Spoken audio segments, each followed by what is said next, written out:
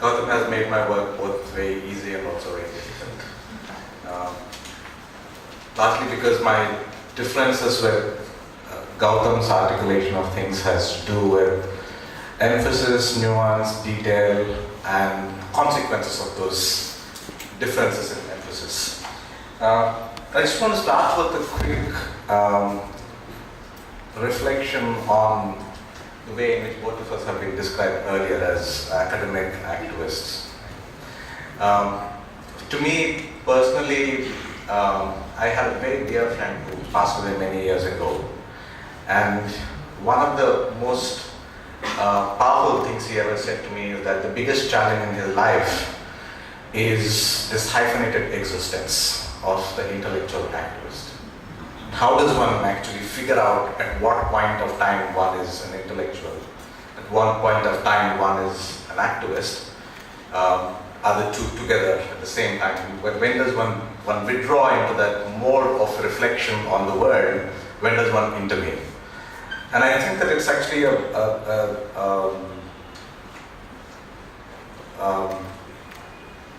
ironic coincidence that even as we are talking here, there are 15,000 people whose houses are being bulldozed in Kuala Lumpur right now. And that's been done on orders, eviction orders, which were issued under the port bylaws. Now, where does one respond to that in a space like this? And I would hope that what we are saying here, what we are thinking here, what we are exchanging here has meaning for people who are acting there, which doesn't mean that we are not the people who are there or those people would not be here. So, rightlicity. Gautam has framed this as a political philosophy, as a universal claim which operates at a universal scale, and as a strategy for gaining material concrete benefits. What if we say that you cannot really separate the two? You have to have universal claims which can only be realized through concrete claims.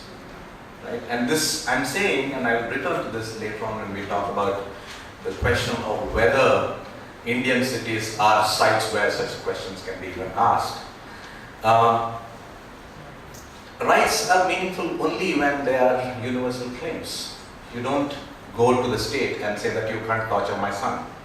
You have to say that nobody can ever be tortured by the state. You may start the battle by saying that my son is being tortured and I don't want that. It starts with that particular claim. But if it stops there, it's meaningless. It's completely meaningless, and it can actually lead to a lot of partisan claims. It can lead to all sorts of fractious politics. So, how do we make this constant move?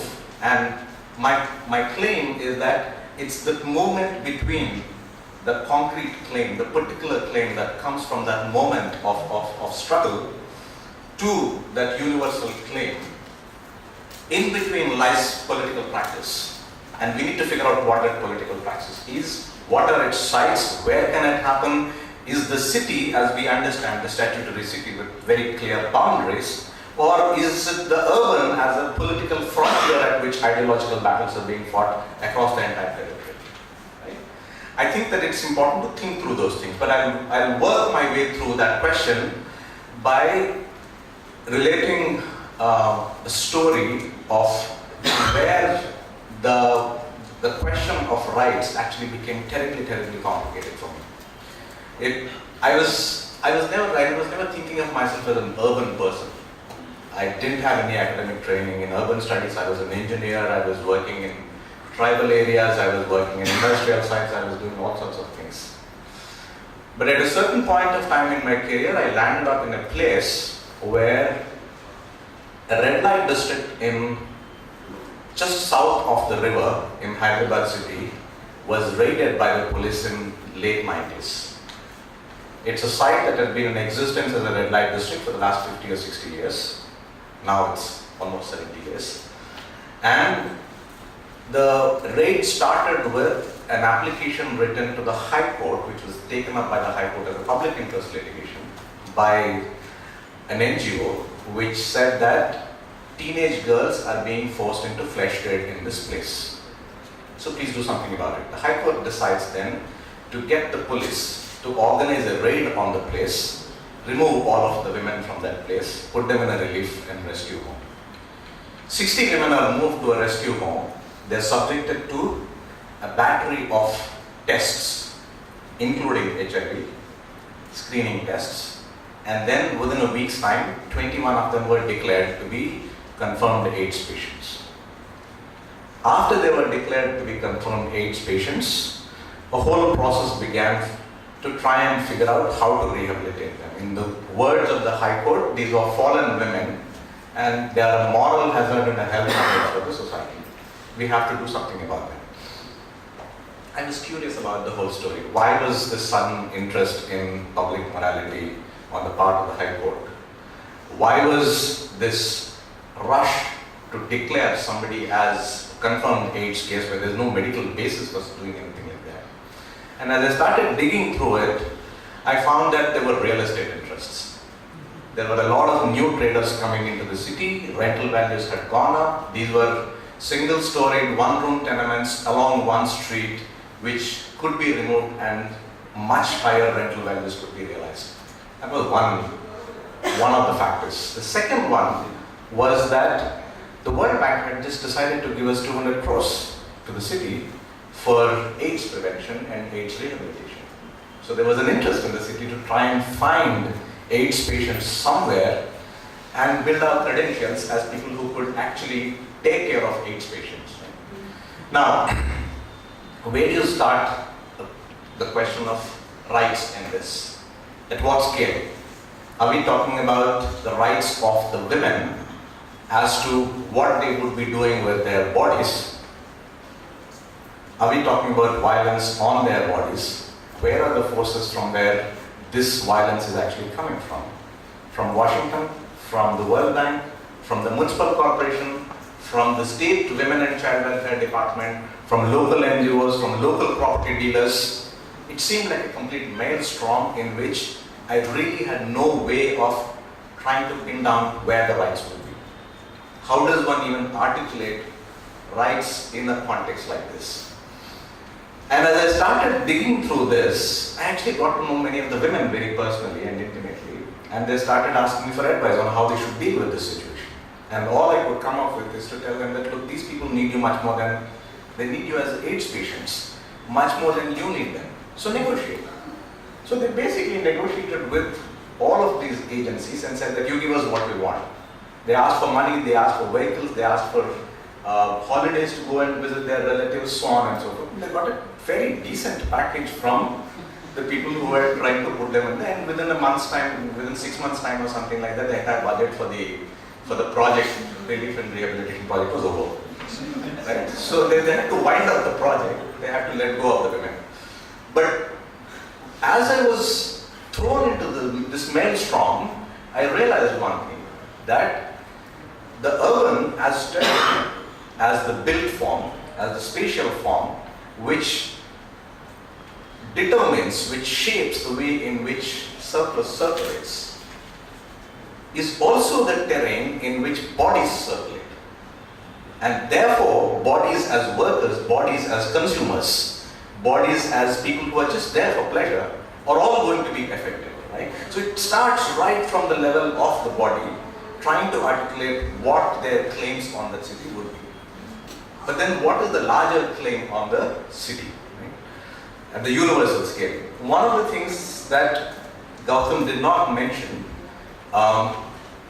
one formulation of the right to the city in the way in which David Harvey and Lefebvre in the original French version talks about right to the city is that it's the right to transform oneself by transforming the city around you.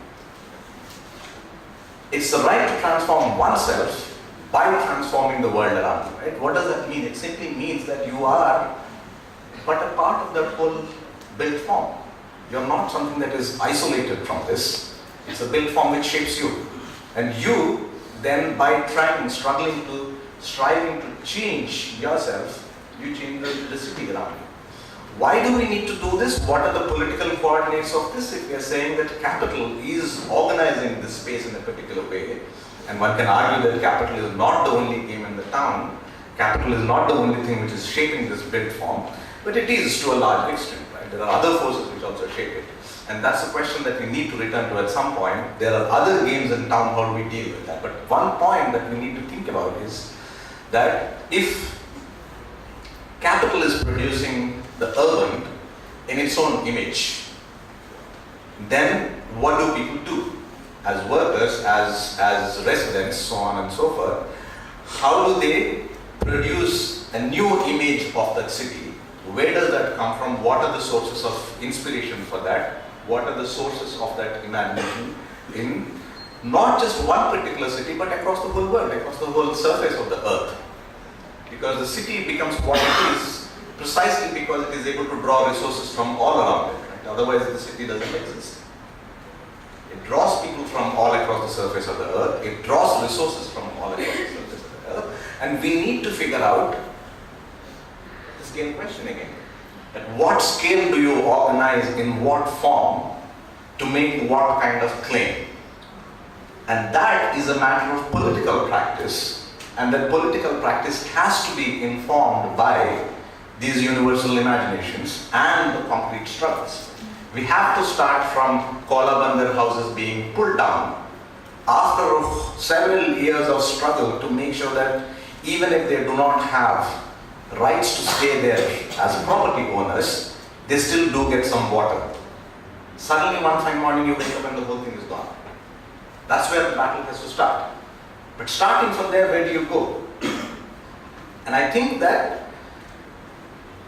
when we think about the political traditions in India, which give us some clues for doing this, one of the ways in which rights have been talked about, rights have been actually articulated, debated extensively, is in the civil liberties discourse in India. In the 80s, when the massive debate about what exactly are civil liberties, are they individual rights, are they collective rights, why should we call ourselves civil liberties people, should we call ourselves democratic rights people? And the battle was very simple. In a country, in a land where ordinary simple